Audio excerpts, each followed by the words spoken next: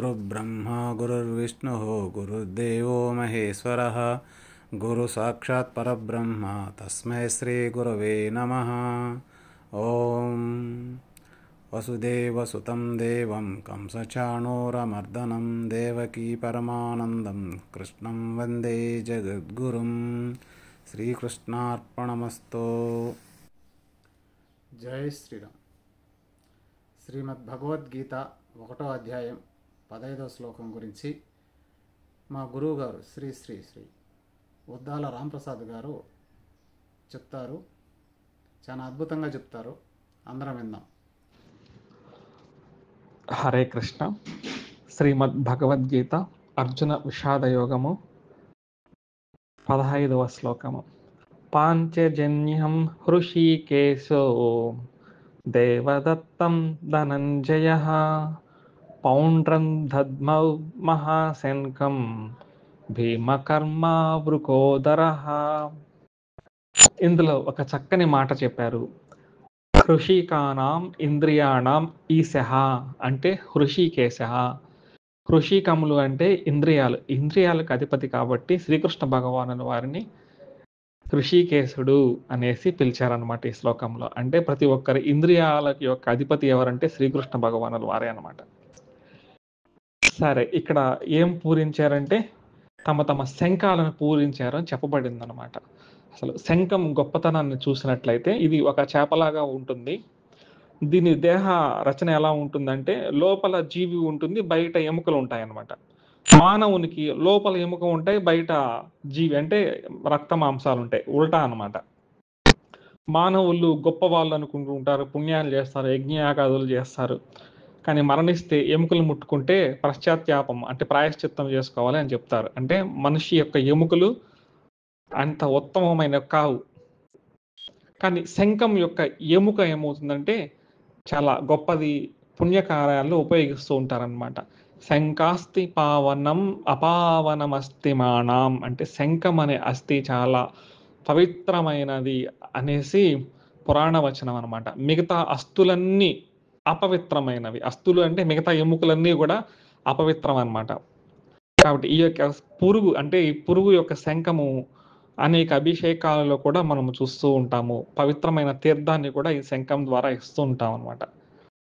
అలాగే ఈ పవిత్రమైన శంఖంతో అందరూ కూడా తమ యొక్క నాదాలు చేయడం ప్రారంభించారనమాట. అటుపక్క భీష్ముల వారైతేమి, ఇటుపక్క కృష్ణుల వారైతేమి, వీరందరూ కూడా చక్కగా తమ శంఖాలను పూరించారనమాట.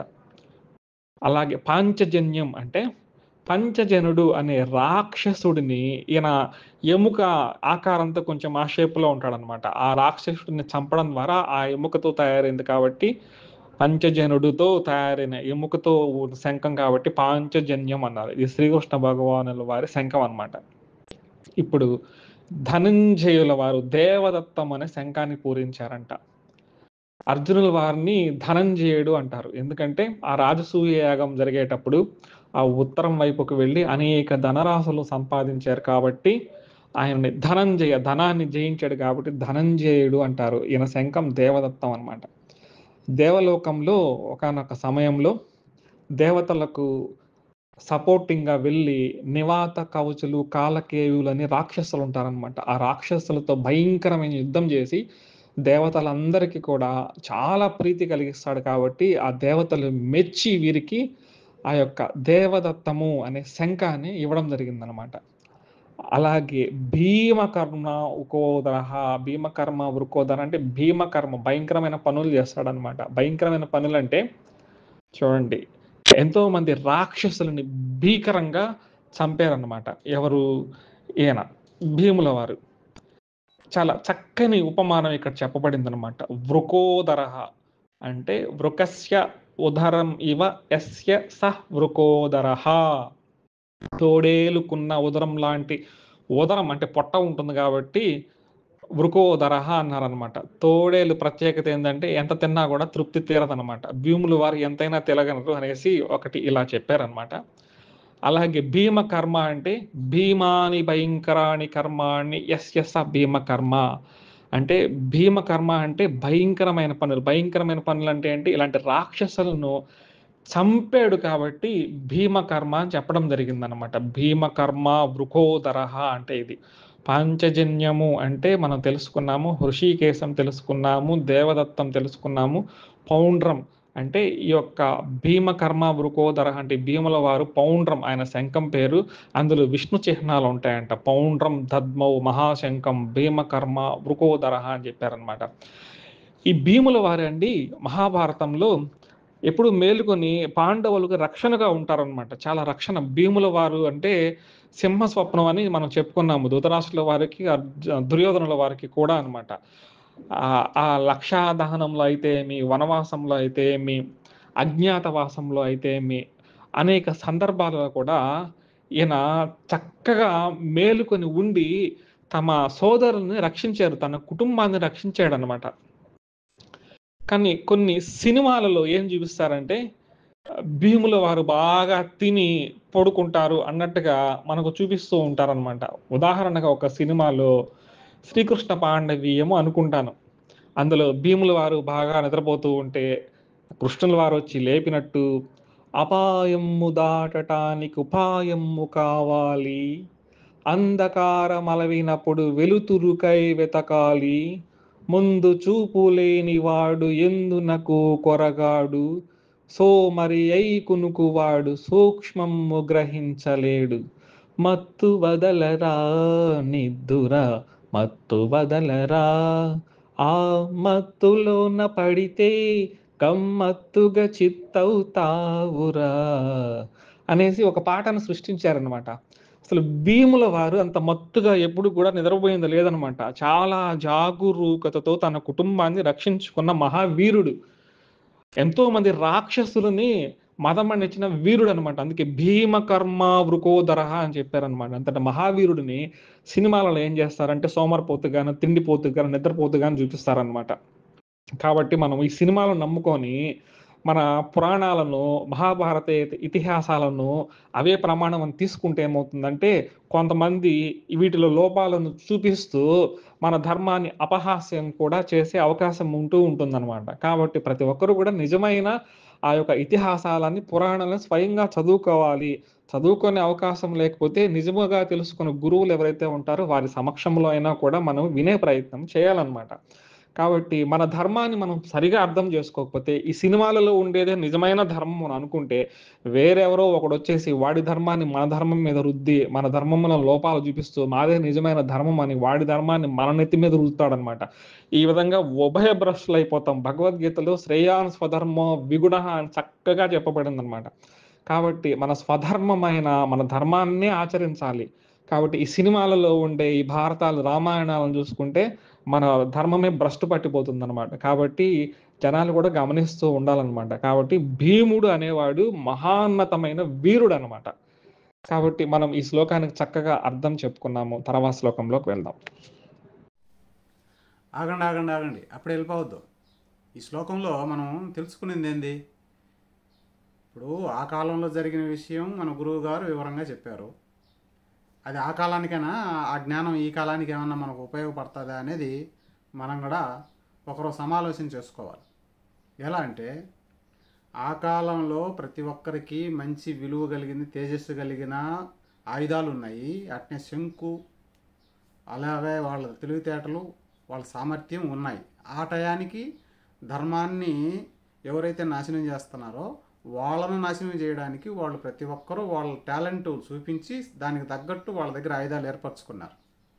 అది జ్ఞానం కావచ్చు, ఆయుధం కావచ్చు, లేదా ఏదైనా సరే అవన్నీ కూడా ధర్మానికి అడ్డంగా వస్తున్న అధర్మ పరులను ఎదిరించడానికి మాత్రమే వాళ్ళు చిన్నప్పటి నుంచి ప్రిపేర్ అయినారు. కానీ ఈ కాలం మనం ఏం చేద్దాం? మనకు లేదా ఇక్కడ అధర్మం చెలరేగడం లేదా? దాన్ని ఎదిరించే బాధ్యత మనకు లేదా? ఖచ్చితంగా ఉంది. ఉదాహరణకు సనాతన ధర్మం మన గొప్ప ధర్మం అంది. ఈ ధర్మం మీదనే ఎంతోమంది దాడులు చేస్తున్నారు. విదేశీ మతస్థులు కావచ్చు, లేదా దేవుడిని నమ్మనోళ్ళు కావచ్చు, అజ్ఞానులు కావచ్చు, ఎవరైనా సరే మన హిందూ సనాతన ధర్మం పైన ఎంతోమంది దాడి చేస్తున్నారు.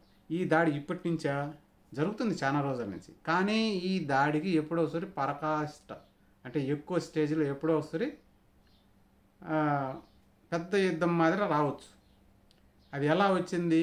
ఉదాహరణకు సమాయత్తం కాకుండా ఉంటే వాళ్ళ టాలెంట్లను నిరూపించుకొని వాళ్ళకు తగినట్టు శక్తి సామర్థ్యాలు తెచ్చుకొని ధర్మం కోసం వినియోగించేదానికి ఒక్కొక్కరి దగ్గర ఒక్కొక్క రకమైన ఆయుధం ఉండాలి. ఆ ఆయుధాలు లేకపోతే కాశ్మీర్లో ఏమైంది? కాశ్మీర్లో కూడా అట్టే మనోళ్ళు నెగ్లెక్ట్గానే ఉన్నారు. మనం సంపాదించుకున్నామా, మనం తిన్నామా, మనం పండుకున్నామా, మన పిల్లలు చదువుకున్నారా అంటే తినడానికి 3 పూట్ల తినడానికి, ఉండడానికి, ఐశ్వర్యంగా ఉండడానికి వస్తువులు మాత్రమే చూసుకొని హాయిని అనుభవించారు. ఈ హాయిని అనుభవించడంలో తమను రక్షించుకునేదానికి కూడా ఇంటికి ఒక ఆయుధం కూడా లేదు. అవతల వాళ్ళు ఆయుధాలతో వీళ్ళు మన హిందువుల మీద దాడి చేసినప్పుడు వీళ్ళ దగ్గర ఎటువంటి టాలెంట్ లేకుండా నిద్రపోతా ఉన్నారు, ఎటువంటి జాగ్రత్త లేకుండా నిద్రపోతా ఉన్నారు. చూడండి, ఆనాడు గాంధీవం సంపాదించి పెట్టుకున్నాడు ఎప్పుడైనా దుష్టులను చంపడానికి. ఎవరు? అర్జునుడు, భీముడు, వీళ్ళందరూ కూడా వాళ్ళ శక్తి సామర్థ్యాలతో వాళ్ళు ముందుగానే సమాయత్తమైనారు. దేనికి సమాయత్తుకున్నారు? వాళ్ళు తినేదానికి కాదు, ధర్మాన్ని రక్షించడానికి ప్రతి ఒక్కరి దగ్గర ఒక్కొక్క విధమైన టాలెంట్ ఉన్నది. అలాంటి టాలెంట్ను అప్పట్లో చేశారని ఇప్పుడు మనం చదువుకుంటున్నాం. కానీ ఇప్పుడు మనం చేయాలి కదా. మనం ఎంతంత లక్షలు సంపాదించుకుంటున్నాం. ఆ సంపాదించిన దాంట్లో మన ధర్మంకు ఎంత మాత్రం ఉపయోగిస్తున్నాం? అసలు మన ధర్మం గురించి మనకు తెలుసా? ఆ విధంగా ధర్మాన్ని తెలుసుకుంటూ రాబోయే కాలంలో ఈ ధర్మానికి ఆటంకం కలిగించే వాళ్ళని ఎదిరించడానికి మన దగ్గర మనకంటూ ఒక శక్తి సామర్థ్యం ఉండాలి. అది గమనించండి. ఏదో కథ వినేసినాం, వెళ్ళిపోయినాం, మళ్ళా నిద్రపోయినాం, ఇదే భగవద్గీత చదివితే పుణ్యం వచ్చేది. ఓకే, పుణ్యం వచ్చేది తర్వాత విషయం. ఈ కాలంలో ఇప్పుడు బతికి బట్ట కట్టాలి కదా. అంటే ఈ కాలం అంటే ఇప్పటి వరకు పద్ధతిగానే ఉంది. ఇంకా రాబోయే కాలం ఎట్టుంటుందో, ఆ తర్వాత మన ముని మనవాళ్ళు వచ్చేటప్పటికి వాళ్ళ జనాభా పెరిగిపోయి మన జనాభా తగ్గిపోతే మనం ఎదిరించగలిగే టాలెంట్ ఉండదా? కనీసం 1 కిలోమీటర్ పరిగెత్తగలిగే శక్తి ఉందా మీ దగ్గర? ఆ శక్తి సామర్థ్యాలు ఉండదా? శారీరకంగా మీరు బలవంతులా? కానీ మానసికంగా బలవంతులా? ఏ కాలేజీలో పైలేతానో, ఏ అమ్మాయిల వెంట పడిపోవడమో, ఏదో ఎవడు చెప్పిన మాటల్లో ఈనేసి లక్షలు పెట్టుబడి పెట్టేసి మోసపోవడమో, ఇవన్నీ ఉన్నాయి. ఎందుకు జరుగుతున్నాయి? ఎంతసేపు తిండి గురించి, సౌకర్యాల గురించి ఆలోచన చేశాం కాబట్టి. అసలు ధర్మం అనేది అందరినీ రక్షిస్తుందనే విషయమే మర్చిపోయాం. కాబట్టి ఆ ధర్మం కోసం ఆనాడు పాండవులు ఎలా తమ స్వార్థ ప్రయోజనాలు వదిలేసి కష్టాలు నష్టాలు భరించి ధర్మాన్ని రక్షించడానికి ఎలా ప్రతిజ్ఞ పూని ఉన్నారో, ఎంత యూనిటీగా ఉన్నారో వాళ్ళు 5 మంది, అలానే ఇప్పుడు మనం అందరం కూడా హిందువులు అందరం కూడా యూనిటీ కలిసి ఉండాలి. కులాలుగా విడిపోయి ఒక కులంలోని ఇంకో కులాన్ని ద్వేషించుకుంటూ మనం కొట్టుకుంటామంటే పక్క నుంచి వచ్చిన విదేశీ మతస్థులకు సులకనయ్యి మనం వాళ్లకు ఏ రోజు ఒకరోజు సరెండర్ అవ్వాల్సి వస్తుంది. ఆ సరెండర్ అయినప్పుడు నిన్ను బతికించాలన్నా, నిన్ను చంపాలన్నా లేదా వదిలేయాలన్నా వాళ్ళ చేతుల్లోనే ఉంటుంది. కాబట్టి జాగ్రత్త. ప్రతి ఒక్కరూ ధర్మం కోసం బతికేది నేర్చుకోండి. కడుపు నిండా తిన్నామా, సుఖంగా నిద్రపోయినామా, ఆ తర్వాత పిల్లోళ్ళు ఏదైనా 4 రూపాయలు సంపాదించే చదువు మాత్రమే చదివిస్తున్నారు. డబ్బు కోసం చదువు కాదు ఉండాల్సింది. వాడికి సపరేట్గా ఒక టాలెంట్ ఉండాలా. అది ఆ టాలెంట్ ధర్మాన్ని రక్షించేట్టుగా ఉండాలా. అలా మీ పిల్లలకు మీరు నేర్పించండి. మీరు సంపాదించే సంపాదనలో కూడా ధర్మ రక్షణ కోసం, ధర్మ ప్రచారం కోసం, అంటే మన సనాతన హిందూ ధర్మం ప్రచారం కోసం మనం అంతో ఎంతో ఆ ఖర్చు పెట్టాల్సిన అవసరం ఉంది. కాబట్టి జై శ్రీరామ్. అందరూ గమనించండి. జై శ్రీరామ్.